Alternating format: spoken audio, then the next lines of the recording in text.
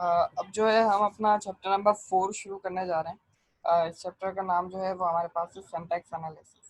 Syntax analysis के अंदर काफ़ी सारी चीज़ें ऐसी हैं जो हम चैप्टर नंबर 2 के अंदर ऑलरेडी डिस्कस कर चुके हैं और उसके अंदर काफ़ी सारे कॉन्सेप्ट हमारे ऑलरेडी क्लियर हैं। आज उनको एक दफ़ा फिर से रिपीट करेंगे और फिर अपने आगे वाली चीज़ को लेकर चलेंगे। ठीक है, तो सिंटैक्स एनालिसिस हमारे पास कंपाइलर कंस्ट्रक्शन का यानी कंपाइलर का हमारे पास सेकंड फेज होता है और इसको हम यहाँ पर पार्सर के नाम से भी जानते हैं। ठीक है, लेक्सिकल एनालाइजर का जो दूसरा नाम है वो हमारे पास स्कैनर है और सिंटैक्स एनालाइजर का हमारे पास जो दूसरा नाम होता है वो पार्सर है। ठीक है, इस चीज़ को ध्यान में रखिएगा, इस तरह के क्वेश्चन आराम से आ जाते हैं। अब पार्सर का काम क्या होता है इसको हम यहाँ पर देख रहे हैं कि parser obtains a string of token from lexical analyser, यानी लेक्सिकल एनालाइजर ने जो टोकन सिंबल टेबल के अंदर सेव करवाए थे, पार्सर उन टोकन्स को एक्सेस करता है, verifies that string of token names can be generated by the grammar, यानी वो जो सीरीज ऑफ टोकन्स उसके पास आ रहे हैं ये उसको चेक करेगा कि वो ग्रामर के हिसाब से उस लैंग्वेज के अंदर फॉल कर रहे हैं या नहीं कर रहे हैं। यानी सिंपल अल्फाज में कहा जाए तो पार्सर जो है आपकी लैंग्वेज का स्ट्रक्चर चेक करता है कि वो आपके पास सही तरीके से यूज किया जा रहा है या नहीं किया जा रहा। फॉर एग्जाम्पल अगर हम यहाँ पर बात करें, एक हम इंग्लिश लैंग्वेज की एक सेंटेंस की बात करते हैं। जैसे अगर मैं आपको यहाँ पर लिख कर दिखाऊं,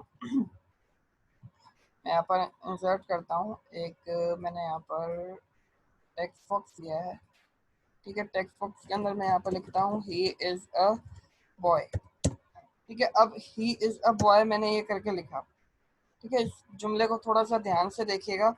लेक्सिकल एनालाइजर, ये समझे आपने इनपुट दिया है अपने, है ना, प्रोग्राम को आपने यहाँ पर ये इनपुट पास किया है, ही इज अ बॉय, ये आपने कोड लिखा है, कंसिडर कर लें थोड़ी देर के लिए, ये आपने कोड लिखा है। अब जब ये लेक्सिकल एनालाइजर की तरफ जाएगा तो लेक्सिकल एनालाइजर इन तमाम वर्ड्स को चेक करेगा एक एक करके कि एच और ई ये दोनों मिलकर मेरे पास इंग्लिश लैंग्वेज का कोई लफ्ज बनाते हैं या नहीं, यानी वो चेक करेगा कि ये लफ्ज मेरी डिक्शनरी में मौजूद है या नहीं।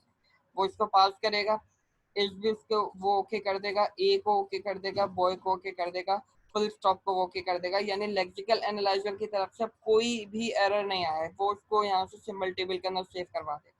सिंबल टेबल के अंदर सेव करने के बाद जब वो पार्सर उसको एक्सेस करेगा, अब पार्सर चेक करेगा कि इस पर्टिकुलर लाइन की ग्रामर जो है वो सही है या नहीं है। अब ग्रामर क्या, अब आपने कोई ना कोई रूल डिफाइन किया होगा, जैसे इंग्लिश लैंग्वेज के अंदर ये रूल डिफाइंड है कि सबसे पहले आपके पास कोई सब्जेक्ट आना चाहिए, फिर उसके बाद कोई हेल्पिंग वर्ब आएगा, उसके बाद फिर आपके पास एक आर्टिकल आएगा और आखिर में कोई एडजेक्टिव या कोई ऑब्जेक्ट आ जाएगा।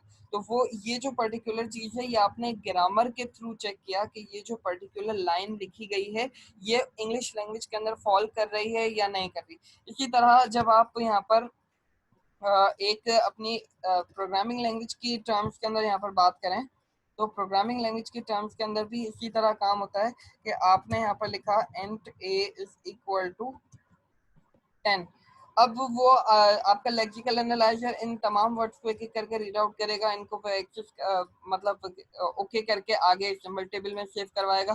सिंबल टेबल से जब ये पार्सर की तरफ जाएगा तो पार्सर फिर इसकी चेक करेगा कि सबसे पहले डेटा टाइप आनी चाहिए, फिर उसके बाद आपके पास कोई ना कोई यहाँ पर वेरिएबल नेम या आइडेंटिफायर नेम आना चाहिए, फिर इक्वल टू का सिंबल आएगा, फिर वेरिएबल की वैल्यू आएगी और आखिर में सेमीकोलन आपके पास आ जाएगा। तो लेक्सिकल एनालाइजर का काम है आपके पास वर्ड्स को चेक करना और सिंटैक्स एनालाइजर का काम है उन वर्ड्स के स्ट्रक्चर को चेक करना कि वो लैंग्वेज के रूल्स को फॉलो कर रहे हैं या नहीं फॉलो कर रहे हैं। होपफुली इस एग्जांपल से आपको क्लियर हो गया होगा कि दोनों का काम क्या है। अब अगर इसके अंदर हम देखें एरर किस तरह आएगा, ही बॉय इज ए। अब देखें लेक्सिकल एनालाइजर की तरफ से आपको यहाँ पर कोई एरर नहीं मिलेगा क्योंकि ये वर्ड भी इंग्लिश लैंग्वेज का है, ये चारों वर्ड जो है इंग्लिश लैंग्वेज के हैं। लेकिन जब ये पार्सर की तरफ जाएगा तो पार्सर इस ग्रामेटिकल रूल को यानी इस ग्रामर को वो समझ नहीं पाएगा कि ये क्या चीज़ है। तो फिर अब यहाँ पर आपको एरर रेज किया जाएगा कि ये पर्टिकुलर ग्रामर जो आपने लिखी है ये सही नहीं है। इसी तरह अगर आप जो वेरिएबल को बनाने का तरीका है, वेरिएबल को इनिशियलाइज करने का जो तरीका है, अगर आप उसको चेंज कर दें थोड़ा सा भी तो फिर आपको यहाँ पर लेक्सिकल एनालाइजर की तरफ से सॉरी सिंटैक्स एनालाइजर की तरफ से एरर आएगा कि ये जो लाइन आपने लिखी है ये लेक्सिकल एनालाइजर की तरफ से तो ठीक है लेकिन सिंटैक्स एनालाइजर के लिए यानी जो ग्रामर आपने चूज की है वो यहाँ पर सही इम्प्लीमेंट नहीं हो रही है। तो होपफुली ये क्या काम आपको समझ में आ गया होगा कि लेक्सिकल एनालाइजर क्या कर रहा है और सिंटैक्स एनालाइजर क्या कर रहा है। सिंटैक्स एनालाइजर आपके कोड के स्ट्रक्चर को चेक कर रहा होता है कि आपके कोड का स्ट्रक्चर जो है वो सही है या नहीं है। We expect the parser to report any syntax errors. अब यहाँ पर ये बात कर रहे हैं कि हम सिंटैक्स एरर जो भी हमारे पास आएंगे, हम ये अज्यूम कर रहे हैं कि पार्सर जो है आपको वो एरर रिपोर्ट करेगा कि इन पर्टिकुलर लाइंस के अंदर आपके पास एरर है। लेक्सिकल एनालाइजर भी आपको एरर्स को रिपोर्ट करता है और पार्सर भी आपको एरर्स यहाँ पर रिपोर्ट करता है इन एन इंटेलिजिबल फैशन। ये इतनी बस ये इंग्लिश के टर्म्स लिखी हुई है, बुक की लाइन मैंने कॉपी की है, इसमें इतना ज़्यादा परेशान होने की जरूरत नहीं है। आपने अपने टर्म्स के अंदर इन चीज़ों को डिफाइन करना है कि सिंटैक्स एनालाइजर एरर्स को रिपोर्ट करेगा। दूसरी चीज उसके अंदर लिखी हुई है and to recover from commonly occurring errors to continue processing the remainder of the program। अब अगर आपको याद हो चैप्टर नंबर 2 के अंदर हमने कुछ एरर रिकवरी स्ट्रेटजीज पढ़ी थी। पैनिक मोड रिकवरी था उसके अंदर और ग्लोबल करेक्शन था, इसके अलावा 2 और थी। तो वो यहाँ पर ये बात कर रहा है कि पार्सर का ये काम भी है कि जो एरर्स उसके पास आएंगे उन एरर्स को वो क्या करेगा, आपके पास रिकवर करने की कोशिश करेगा ताकि वो अपनी प्रोसेसिंग को कंटिन्यू कर सके। ठीक है, अगर आपको वो याद नहीं है तो फिर आप पिछले लेक्चर को जाकर दोबारा देखिएगा। अभी मैं थोड़ा सा आपको क्विक रिवीजन भी करवा दूंगा कि वो क्या चीज थी। तो यहाँ पर क्या काम है, देखें पार्सर का काम ये है कि वो आपके पास स्ट्रक्चर को चेक करेगा कोड के। सेकंड काम आपके पास ये है कि वो आपके पास अगर कोई एरर वगैरह आ रहे हैं तो उन एरर को वो रिपोर्ट करेगा। और थर्ड काम ये है कि वो उन एरर से रिकवर करने की कोशिश करेगा ताकि वो अपनी प्रोसेसिंग को कंटिन्यू कर सके। यहाँ तक होपफुली आपको बात समझ में आ गई होगी। या तकरीबन वही सारी बातें हैं जो अभी तक हम पार्सर के बारे में पढ़ चुके हैं। Parser constructs a parse tree and passes it to the rest of the compiler. अब पार्सर जो है आपके पास जो इसका आउटपुट होता है यानी स्ट्रक्चर चेक करने के लिए आपके पास एक पार्स ट्री को जनरेट करता है। ट्रीज के बारे में भी हमने अच्छा खासा चैप्टर नंबर 2 के अंदर पढ़ा था कि ट्रीज क्या होते हैं, ट्रीज किस तरह बनाए जाते हैं, ग्रामर को लेकर ट्री किस तरह जनरेट किया जाएगा वगैरह वगैरह। तो वो सारी चीजें यहाँ पर बात कर रहे हैं कि पार्सर जो है आपके पास एक ट्री को जनरेट करके उसको आगे की तरफ यानी बाकी का जो कंपाइलर आपका यानी सेमेंटिक एनालाइजर है, इंटरमीडिएट कोड जनरेशन है वगैरह वगैरह उनकी तरफ उसको पास कर देता है। और ये सिंपल सा एक पार्सर के लिए पार्सर के काम को समझाने के लिए आपको एक डायग्राम बनाया गया है कि सोर्स प्रोग्राम लेक्सिकल एनालाइजर की तरफ जाएगा, वो टोकन आपको जनरेट करके पार्सर की तरफ सेंड करेगा। पार्स ट्री मतलब पार्सर का जो आउटपुट है वो पार्स ट्री है। पार्स ट्री फिर आपके पास बाकी का जो कंपाइलर है उसकी तरफ मूव कर दिया जाएगा। और ये पूरा का पूरा फेज आपके पास सिंबल टेबल के साथ अटैच होकर काम कर रहा है। तो होपफुली ये चीजें आपको क्लियर हो गई होंगी। उसके बाद फिर अगर 1 मिनट के लिए मैं स्क्रीन अनशेयर करके चैप्टर नंबर 2 की तरफ जाऊं तो चैप्टर नंबर 2 के अंदर फिर हमने यहाँ पर देखा था कि ग्रामर्स क्या होती हैं। ठीक है, ग्रामर जब क्या होती है, मैं क्विक रिवीजन करवा रहा हूँ चैप्टर नंबर 2 का क्योंकि यही सारी चीजें चैप्टर नंबर 4 के अंदर भी एज इट इज मेंशन है। तो मैंने चैप्टर नंबर 4 की स्लाइड्स को पढ़ाने की बजाय मैं आपको यहीं पर इसको थोड़ा सा एक्सप्लेन कर रहा हूँ कि ग्रामर बेसिकली क्या होती है। ग्रामर आपके पास रूल्स होते हैं जिनके बिहाफ के ऊपर आपका पार्सर चेक करेगा कि जो लाइन उसको दी गई है उसका स्ट्रक्चर ठीक है या नहीं है। अच्छा, अब ग्रामर को आप कॉन्टेक्स्ट फ्री ग्रामर भी कह सकते हैं, बिल्कुल कॉमन सी बात है, दोनों का मतलब एक ही है, ग्रामर हो या कॉन्टेक्स्ट फ्री ग्रामर हो एक ही बात है। ग्रामर के अंदर ये 4 चीजें होती हैं। अब इनकी डेफिनेशन नीचे लिखी हुई हैं लेकिन आप सिर्फ इसका कॉन्सेप्ट अपने दिमाग में रखें। एक ग्रामर के अंदर 4 चीजें होती हैं, set of terminals, set of non terminals, set of productions और एक स्टार्ट सिंबल। टर्मिनल जो आपके पास वो होते हैं जिनको आप रिप्लेस नहीं कर सकते हैं। नॉन टर्मिनल जो आपके पास हो तो वो होते हैं जिनको आप रिप्लेस कर सकते हैं। प्रोडक्शन जो आपके पास रूल्स की बात कर रहे हैं जिन रूल्स के ऊपर आपका पार्सर चेकिंग करेगा कि लाइन सही है या नहीं है। और एक स्टार्ट सिंबल जहां से आपका रूल स्टार्ट किया जाएगा चेक करने के लिए। उसके बाद फिर यहाँ पर एक जैसे ये इन्होंने दो डिजिट्स के ऊपर प्लस और माइनस करने का काम है तो यहाँ पर एक ग्रामर लिखी गई है। यहाँ पर देखें एल जो है इन्होंने स्टार्ट सिंबल को यहाँ पर चूज किया है एल, डी प्लस डी। ठीक है, फिर और का ऑपरेटर लगा के इन्होंने लिखा है डी माइनस डी, फिर और का ऑपरेटर लगा के यहाँ पर डी लिखा है। ये ग्रामर लिखी है, बहुत ही सिंपल सी ग्रामर है। इसके अंदर हो रहा है कि एक दो डिजिट्स आपस में प्लस होंगे और 2 डिजिट्स आपस में माइनस होंगे, या कोई सिंगल डिजिट ये ग्रामर जो है आपकी एक्सेप्ट करेगी। ठीक है, और डी जो है आपका एक नॉन टर्मिनल है। नॉन टर्मिनल ये जो डी है ये इन 0 से लेकर 9 तक किसी भी एक डिजिट के साथ रिप्लेस किया जा सकता है। अगर आप इसकी यहाँ पर थोड़ी सी एक्सप्लेनेशन देखें तो L and D are non terminal. इस ग्रामर के अंदर एल और डी जो है आपके पास नॉन टर्मिनल्स हैं। L is a start symbol too. L जो है नॉन टर्मिनल तो है ही, लेकिन वो स्टार्ट सिंबल भी है इस ग्रामर के लिए। ठीक है, तो ध्यान में रखिएगा कि जितने भी आपके पास स्टार्ट सिंबल्स होंगे, हर ग्रामर के अंदर एक स्टार्ट सिंबल होता है। जितने भी स्टार्ट सिंबल्स होते हैं वो तमाम के तमाम आपके पास नॉन टर्मिनल होते हैं, यानी उनको रिप्लेस किया जा सकता है। तमाम के तमाम आपके पास स्टार्ट सिंबल्स नॉन टर्मिनल्स होते हैं। 0 से लेकर 9 तक जो डिजिट्स आपके पास हैं वो तमाम के तमाम आपके पास टर्मिनल्स हैं, यानी उनको फर्दर रिप्लेस नहीं किया जा सकता। जैसे 0 से लेकर 9 तक आपके पास ये डिजिट्स अवेलेबल हैं, इनको आगे हम रिप्लेस नहीं कर सकते हैं। ठीक है, तो ये चीज़ आपको याद रखनी है। All lines in this grammar represents production, यानी इसके अंदर ये तमाम की तमाम लाइन्स, ये एक लाइन है, ये डी माइनस डी दूसरी लाइन है, ये डी तीसरी लाइन है, और ये आपके पास एक और ये डिफरेंट डिफरेंट लाइन से 0 1 2 3 ये सब अलग अलग लाइन काउंट हो सकती है, क्योंकि इनके बीच के अंदर आपके पास और का सिंबल लगा हुआ। तो all lines in this grammar represent production.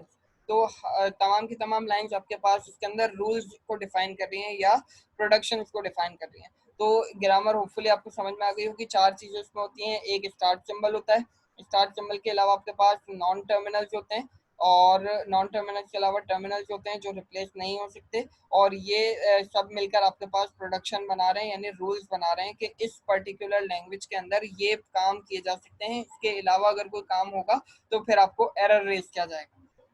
एक बात और है कि मोस्ट कॉमनली आपके पास जो नॉन टर्मिनल्स होते हैं उनको बड़ी एबीसी में लिखा जाता है, यानी कैपिटल लेटर्स के अंदर शो किया जाता है, और जो आपके पास डिजिट्स सॉरी टर्मिनल्स जो होते हैं उनको मोस्ट कॉमनली आपके पास स्मॉल लेटर्स के अंदर ही शो किया जाता है। ऐसा हरगिज जरूरी नहीं है, लेकिन एक ये कॉमन प्रैक्टिस आपके पास दे दी गई है। बुक के अंदर भी ये चीज डिफाइन की हुई है कि हम जो है कैपिटल लेटर्स को नॉन टर्मिनल से रिप्लेस करेंगे, नॉन टर्मिनल से रिप्रेजेंट करेंगे, और जो आपके पास टर्मिनल्स होंगे उनको हम स्मॉल लेटर्स के साथ रिप्रेजेंट करेंगे। तो होपफुली ये ग्रामर का कॉन्सेप्ट आपको थोड़ा सा रिकॉल हो गया होगा। उसके बाद फिर हमने कुछ ग्रामर्स की एग्जांपल्स ली थी। अभी मैं इतनी डिटेल में नहीं जा रहा हूँ, अगर आपको देखना हो तो फिर आप इन ग्रामर्स के डिटेल्स को दोबारा देख लीजिएगा।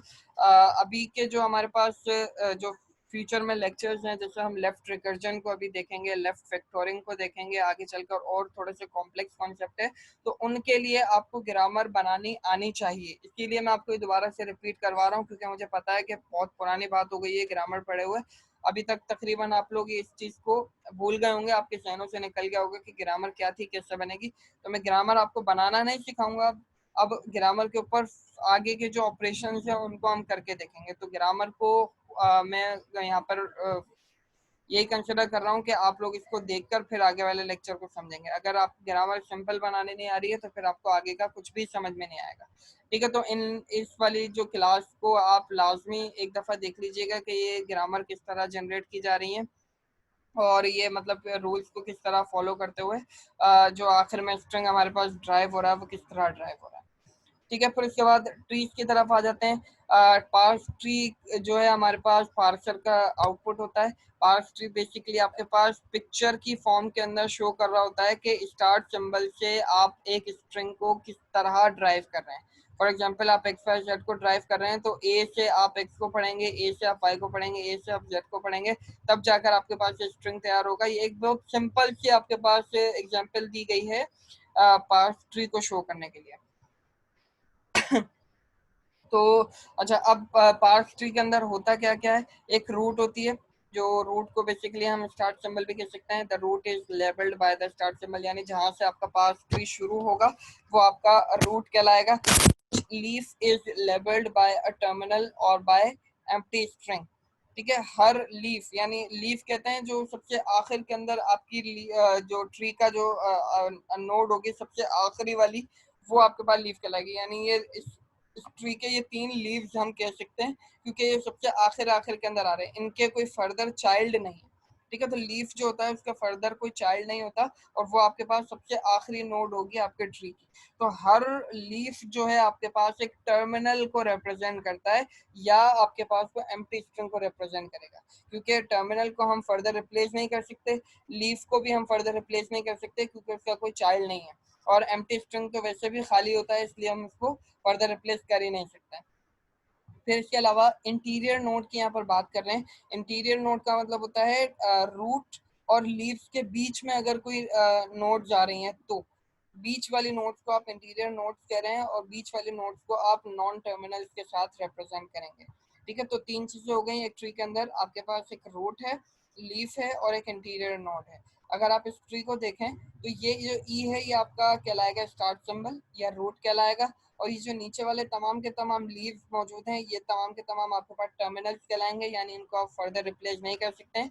टर्मिनल्स के बीच में यानी लीव्स के और स्टार्ट सिंबल के बीच के अंदर जितनी भी नोड्स होंगी वो तमाम की तमाम आपके पास इंटीरियर नोड्स कहलाएंगी। इन इंटीरियर नोड्स को फर्दर रिप्लेस किया जा सकता है, ये नॉन टर्मिनल्स होते हैं। ठीक है। तो ये जैसे ई है इसको ई माइनस डी के साथ हमने यहाँ पर फर्दर रिप्लेस किया है। ठीक है। फिर इस ई को हमने फर्दर डी के साथ रिप्लेस किया। तो इंटीरियर नोड्स जो हैं ये आपके पास नॉन टर्मिनल्स होती हैं और इन नॉन टर्मिनल्स को आप फर्दर रिप्लेस कर सकते हैं। लीव्स जो आपके पास ट्रीज के होते हैं इनको आप फर्दर रिप्लेस नहीं कर सकते हैं। होपफुली ये सारी बात आपको क्लियर हो गई होगी। फिर हमने एम्बिग्यूटी का कॉन्सेप्ट यहाँ पर देखा था। एम्बिग्यूटी के अंदर हमारे पास क्या था कि अगर एक ग्रामर आपके पास एक से ज्यादा पार्ट ट्री को जनरेट कर रही है तो फिर आपके पास ये ग्रामर एम्बिगस है। हमें एम्बिग्यूटी को खत्म करना था और उसके कॉन्सेप्ट आगे देखे थे एसोसिएटिविटी और प्रेसिडेंस। तो अगर ये एग्जांपल मैंने यहाँ लिखी हुई है 9 - 5 + 2 9 - 5 + 2, अगर आपका पार्स ट्री 9 - 5 को शुरू में लेकर यानी मतलब ये 9 - 5 ये आपके पास पहले, अच्छा एक चीज मैं बताना भूल गया कि ट्री जो है नीचे से ऊपर की तरफ पढ़ा जाता है। तो यहाँ पर 9 - 5 को अगर हम पहले एग्जीक्यूट करवाना चाह रहे हैं तो 9 - 5 को हमें ऐसा मैकेनिज्म ट्री में यूज करना होगा कि वो नीचे की तरफ आए। तो 9 - 5 यहाँ पर पहले इम्प्लीमेंट होगा, फिर 5 + 2 आपके पास बाद में इम्प्लीमेंट होगा। ठीक है। और इस केस में अगर हम देखें, अगर आपका पास ट्री 5 + 2 को पहले एग्जीक्यूट करवाना चाह रहा है तो 5 + 2 यहाँ पर पहले मतलब इम्प्लीमेंट होगा, फिर 2 - 9 आपके पास बाद में ही इम्प्लीमेंट होगा। तो अब दोनों चीजों के अंदर थोड़ा सा फर्क है। 9 - 5 वाला जो हिस्सा है अगर उसको हम यहाँ पर इम्प्लीमेंट करेंगे तो हमारे पास आंसर सही आएगा, क्योंकि यहाँ पर प्रेसिडेंस का कॉन्सेप्ट भी आ रहा है और यहाँ पर जो है एसोसिएटिविटी भी सही तरीके से इम्प्लीमेंट की गई है। अगर सेकंड एग्जांपल के अंदर हम देखें तो हमने यहाँ पर एसोसिएटिविटी को सही से इम्प्लीमेंट नहीं कर पाए हैं, तो यहाँ पर इसीलिए इसका जो आउटपुट हमें आएगा वो गलत आएगा। इसको बहुत डिटेल से मैंने बात की थी एम्बिग्यूटी को कि किस तरह हम इसको रिमूव करेंगे, तो एक दफा आप पिछली वीडियोस को लाजमी देखिएगा, तभी चल जाकर आपको चैप्टर नंबर 4 के जो कॉन्सेप्ट हैं वो समझ में आएंगे। अगर ये आपको सही से क्लियर नहीं होंगे तो फिर आपको प्रॉब्लम होगी आगे जाकर। ठीक है। तो एम्बिग्यूटी आपको समझ में आ गई होगी कि अगर आपके पास एक ग्रामर दो या दो से ज्यादा पार्ट्स ट्री जनरेट कर रही हो तो वो ग्रामर आपके पास एम्बिगस ग्रामर कहलाती है, और एम्बिगस ग्रामर का जो रिजल्ट होता है वो सही कभी भी नहीं होता। ठीक है। आपको लाजमी ये करना होगा कि एम्बिग्यूटी को खत्म करेंगे, उसके बाद ही आप अपना फर्दर काम कर पाएंगे। एम्बिग्यूटी को खत्म करने के लिए आपके पास दो कॉन्सेप्ट हैं। पहला कॉन्सेप्ट है एसोसिएटिविटी। इसके अंदर हम ये देखते हैं कि जो सिंबल्स आप इस्तेमाल कर रहे हैं वो सिंबल्स किन किन ऑपरेटर्स के साथ किन किन ऑपरेंट के साथ लगाए जाने चाहिए। प्लस माइनस मल्टीप्लाई और डिवाइड जो है लेफ्ट एसोसिएटिव है, इक्वल टू और पावर ऑपरेटर जो है आपके पास ये राइट एसोसिएटिव होता है। प्रेसिडेंस का मतलब ये होता है कि किस ऑपरेटर को पहले एग्जीक्यूट किया जाए और किस ऑपरेटर को बाद में एग्जीक्यूट किया जाए। तो मल्टीप्लिकेशन की और डिवीजन की जो प्रेसिडेंस है वो हाई होती है, एडिशन और सब्सट्रैक्शन की प्रेसिडेंस है। ठीक है। तो होपफुली ये तो बहुत सिंपल सा कॉन्सेप्ट है प्रेसिडेंस का, आप शुरू से मैथमेटिक्स में पढ़ते हुए आ रहे होंगे। एसोसिएटिविटी आपके लिए थोड़ा सा यहाँ पर नया हो सकता है, वैसे ये भी इतना बड़ा कोई मुश्किल काम नहीं है। बस आपको ये समझना होता है कि ऑपरेटर ऑपरेंड से पहले वाला जो पावर है, अगर इन चारों में से कोई है ऑपरेटर आ रहा है ऑपरेंड से पहले जो ऑपरेटर है इन चारों में से अगर कोई है तो फिर हम उसको लेफ्ट वाले के साथ एसोसिएट करेंगे, अगर इन दोनों में से कोई है तो हम उसको राइट वाले के साथ एसोसिएट करेंगे। बस इतनी सी बात है। ठीक है। अगर नहीं समझ में आया है तो पिछली एग्जांपल्स को, पिछली वीडियोस को आप लाजमी देखेंगे, तब जाकर आपको ये चीज़ क्लियर हो जाएगी। फिर उसके बाद हमने काफ़ी मतलब कॉम्प्लेक्स किस्म की यहाँ पर ग्रामर्स को भी देखा था, और उम्मीद तो मुझे यही है कि आप लोग सारा का सारा भूल चुके होंगे। ठीक है, लाजमी तौर पर ये चैप्टर नंबर 2 वाली वीडियोस को ज़रूर देख लीजिएगा ताकि आपको कॉन्सेप्ट क्लियर हो जाए। मैं बार बार इस चीज़ के ऊपर जोर दे रहा हूँ, आगे वाली बात आपको कुछ भी समझ में नहीं आने वाली है। ठीक है, इन तमाम एग्जाम्पल्स को एक दफ़ा देख लीजिएगा कि किस तरह जनरेट हो रहे हैं। ठीक है, फिर उसके बाद ये सिंटैक्स डायरेक्टेड ट्रांसलेशन आ जाती है। उसके बाद एरर हैंडलिंग की, जैसा भी मैं बात कर रहा था कि आपके पास 4 तरह की एरर हैंडलिंग स्ट्रेटजीज आपके पास अवेलेबल है पार्सर के अंदर: panic mode recovery, phrase level recovery, error correction, global correction. इस करेक्शन के अंदर ये चीज़ ध्यान में रखिएगा कि वो आपके सोर्स कोड में चेंज नहीं करता, वो सिर्फ और सिर्फ अपनी एग्जीक्यूशन को कंटिन्यू करने के लिए उस एरर से रिकवर हो जाता है, ताकि वो एग्जीक्यूशन कंटिन्यू करके बाकी के प्रोग्राम को चेक कर सके कि वो सही काम कर रहा है या नहीं कर रहा। ठीक है, पैनिक मोड रिकवरी के अंदर क्या करते हैं कि आप एक एक सिंबल को डिस्कार्ड करते चले जाते हैं जब तक आपको कोई designated set of synchronising symbol नहीं मिल जाता। जैसे सेमीकोलन की हमने यहाँ पर बात की थी, डिफरेंट लैंग्वेज के अंदर आपके पास ये डेजिग्नेटेड सिंबल दूसरा हो सकता है। ठीक है, तो आप एक एक करके तमाम सिंबल्स को डिस्कार्ड करते जाते हैं जब तक आपको कोई डेजिग्नेटेड सिंबल नहीं मिल जाता। और ये जो आपके पास मैकेनिज्म है बहुत सिंपल है, लेकिन ये बहुत ज़्यादा इस्तेमाल नहीं किया जाता है। ठीक है, उसके बाद फिर फ्रेज लेवल रिकवरी के अंदर आप क्या करते हैं, आप अपने पूरे के पूरे कीवर्ड को ही रिप्लेस कर देते हैं किसी वैलिड कीवर्ड के साथ, ताकि आप अपनी एग्जीक्यूशन को कंटिन्यू कर सकें। एरर प्रोडक्शन के अंदर आप ये करते हैं कि आप अपनी एक नई ग्रामर बना देते हैं जिसके अंदर एरर्स को हैंडल करने के तमाम रूल्स डिफाइन होंगे, और फिर वो अपनी आप एक्चुअल प्रोडक्शन वाली ग्रामर के साथ उसको एम्बेड कर देते हैं, उसके साथ मिला देते हैं, ताकि अगर कोई एरर आ भी जाता है तो उसको वो आपकी लैंग्वेज खुद ही हैंडल कर ले। लेकिन एक चीज़ ध्यान में रखिएगा, ये वाला तरीका आपके पास सिर्फ तभी इम्प्लीमेंट होगा जब आपको पता हो कि सिर्फ और सिर्फ इतने ही एरर्स हमारे पास आ सकते हैं, इसके अलावा एरर आने का कोई चांस नहीं है। ये सिर्फ और सिर्फ आप तब इस्तेमाल करेंगे जब आपको पता हो कि ये इससे ज़्यादा एरर हमारे पास नहीं है, यानी जितने भी एरर्स आने हैं वो तमाम के तमाम आपको पता हो। उसके बाद फिर ग्लोबल करेक्शन की हमने यहाँ पर बात की थी। ग्लोबल करेक्शन और ये जो फ्रेज लेवल रिकवरी है आपके पास, ये तकरीबन सिमिलर हैं। ग्लोबल करेक्शन के अंदर आप ये कोशिश करते हैं कि आप कम से कम चेंजेस के अंदर अपने कीवर्ड को रिप्लेस कर लें, कम से कम चेंजेस उसके अंदर रिक्वायर हों, और ये वाला जो आपके पास मेथड है ये सबसे ज़्यादा एफिशिएंट है। इसके अंदर आपका प्रोसेसिंग टाइम बहुत कम लगता है, लेकिन इसको इम्प्लीमेंट करना बहुत ज़्यादा आपके पास मुश्किल काम है, इसीलिए यहाँ पर ये लिखा हुआ है टू कॉस्टली टू इम्प्लीमेंट। ठीक है, तो चारों तरह की एरर स्ट्रेटजी आपको पता होनी चाहिए: panic mode, phrase level, error production और ग्लोबल करेक्शन। तो होपफुली यहाँ तक आपको बात क्लियर हो गई होगी। अब हम जो है चैप्टर नंबर 4 को कंटिन्यू करेंगे। यहाँ तक एक दफ़ा आप जब रिपीट कर लेंगे उसके बाद, यहाँ तक अगर किसी को कोई क्वेश्चन हो तो वो अभी कर ले भले।